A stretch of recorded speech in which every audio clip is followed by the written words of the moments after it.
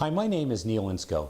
As one of America's top transition specialists, I'm going to share important information and tips designed for you and your business that you must know before you can successfully transition your business. Do you lay awake at night thinking about ways to transition your business so that you can secure your future income and retire with financial freedom? Ask yourself this question out loud. Will you be one of the 65% of all business owners who retire with no more than $57,000 at age 65? Over the years, we have witnessed disastrous stories of business owners who did not prepare properly and tried to transition their businesses without taking advantage of what we call the proper protocol. Unfortunately, these hardworking professionals were forced to live under enormous financial pressure during what should have been a happy retirement. After years of experience helping others with their businesses, I'm sharing the information you need to prepare and complete a successful transition. There are common mistakes that business owners make when transitioning their businesses. We can help you avoid them.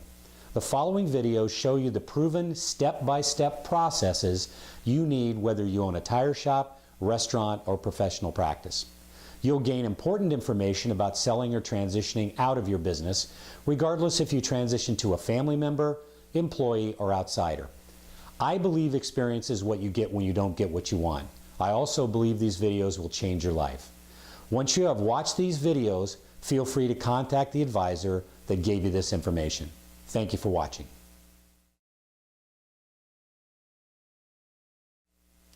Every successful business owner should have a business and marketing plan. It's no different when you are considering a business transition. The first thing you must have is a proven system, a step-by-step process that tells you exactly what you need to do during each aspect of the transition. This way, nothing is left to chance. You create a clear path that will help you ask the right questions before your transition starts and prevent unwelcome surprises later. There are 3 questions you must ask yourself before you start the transition. Number 1, what will the transition look like on the day that it actually happens? Stephen Covey once said, you must begin with the end in mind. Decide what kind of transition you want. Will you transition or walk away? Will you transition and stay on with the company for a few more years, gradually phasing out over time? Would you prefer to hire younger executives, family, current employees, or others, manage the business, and work a few days a week? Or do you want to transition using a fractional interest and complete the sale over a 5, 10, or 15-year period? Fractional interest is where you sell part of the business, leaving the remaining ownership for future sale. This is a strategic option for the business owner. It can rejuvenate the late career owner by bringing back a sense of purpose and newfound drive. Number 2, are you ready to proceed with the transition of your choice? What are the tax implications after the sale? Have you completed the proper financial plan that tells you exactly how much income you will need and from which sources the income will be derived? If you continue to work, are you prepared to let go of the steering wheel and take a less active role in the business? Although it may seem inviting to have shared ownership, do you have the management skills to mentor and direct the continued profitability of the business? Do you know what to look for when bringing on the right partner for a successful fractional interest sale or the right buyer if you walk away? After careful consideration, a successful transition relies on decisions you must make. Every step deciding upon the transition goals and objectives, knowing how to choose the right partner or buyer, and determining your office philosophy must have its own step-by-step process to ensure a successful transition. Number 3, are you prepared? This part is what I call the positive power of negative preparation. You prepare by writing down every possible anticipated question, concern, and objection regarding the transition, and then formulate responses, carefully analyzing every weakness and note how you would respond effectively. The objective here is to think of every possible thing that might go wrong and then identify a key preventive measure. In other words, you have thoroughly prepared from a negative perspective. Most successful coaches go into each game with more than one prepared game plan. They follow one plan if their team gets ahead early in the game, another plan if their team falls behind, and yet another in case a key player is injured. That's not negative thinking, that's the positive power of negative preparation at work. They do it, and you should too. If you want more information about how to successfully transition your business, please contact the advisor that gave you this information, and you can learn more, and we'll help you transition your business. Coming up next, the second thing you must know before you transition your business. You need to know the financial implications of a transition before you start. This pre-transition strategy is one aspect everyone overlooks. Make sure you don't miss it. The goal in the pre-transition phase is to create an analysis of your business and its worth. Then take the assets you currently have, such as retirement plans, IRAs, real estate, and add them to the business sale proceeds. You then get a clear picture of whether you will be able to retire with financial freedom. You must have this critical information. This is crucial because you do not want to outlive your income or assets. As a late career business owner, you cannot afford a do-over without enduring a long and painful recovery. Saving taxes on the transition is a big part of this calculation.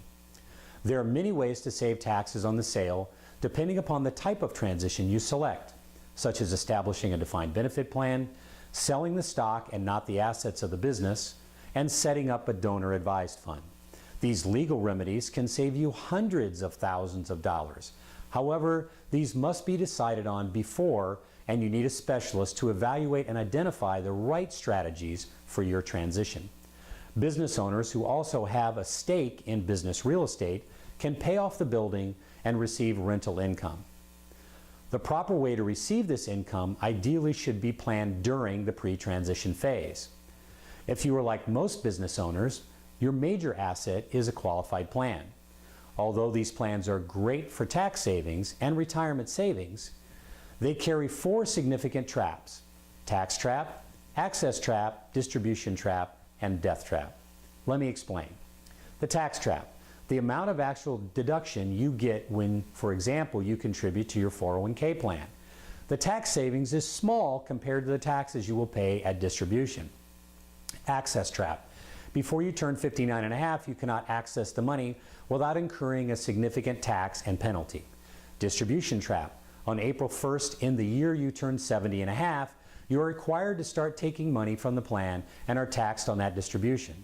Death trap. If you die before you get a chance to spend the money in the plan, your heirs pay tax on the assets. You can mitigate or avoid these traps, but that must be done during the pre-transition planning process. Let's consider where to invest your money after the transition and during retirement. The decade spanning 2000 through 2010 is referred to as the lost decade. If you had invested in stocks and bonds, you experienced 10 years of market stagnation.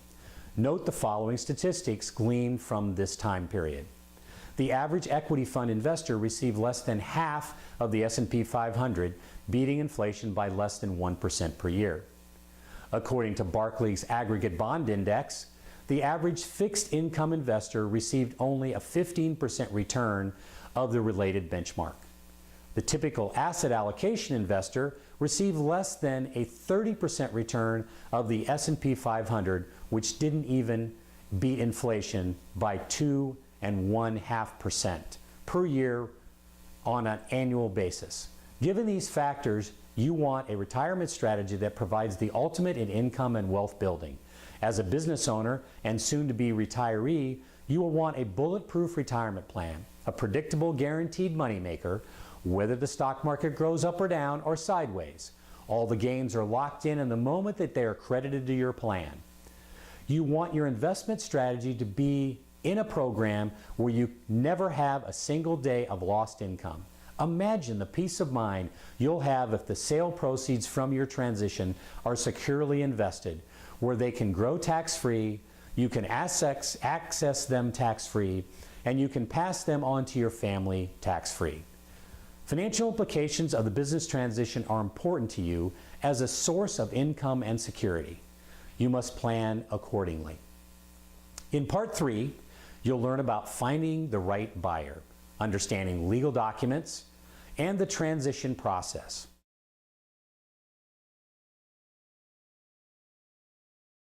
So let's jump right in and talk about finding the most qualified person to buy or transition into your business.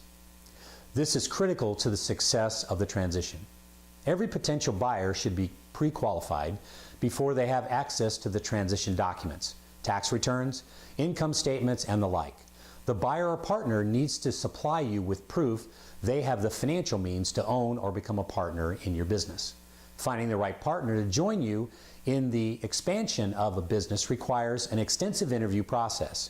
You must follow specific guidelines to attain the highest chance for success. Missing these steps could lead towards disaster. Be sure to check references and interview potential candidates, both on the phone and in the office. This will eliminate any individual who does not fit your philosophy or who would otherwise be a poor fit in your business. Your employees and staff should meet and work with this potential partner for a period of time. The longer the better, to experience a trial ownership or partnership relationship. Be prepared to ask personal questions of each potential candidate so you can understand their values, their personal style, what motivates them, and how they perform in the business environment. We have designed specific questions for each series of interviews to help evaluate a potential owner-partner. In addition, each candidate should be psychologically tested. We recommend using the Hartman Value Test because it uncovers positives and negatives proven to protect many business owners from choosing the wrong owner-partner. It's important to understand the nuances inherent in hiring a partner to become an owner. This individual needs to have a sense of ownership early in the process. Be wary of those who have a sense of entitlement. Your questions can separate the wheat from the chaff, and this goes for family, current employees, and any possible owner. All transitions come with legal documents such as non-disclosure, non-compete, buyout or death and disability partnership agreements, and more to protect both parties.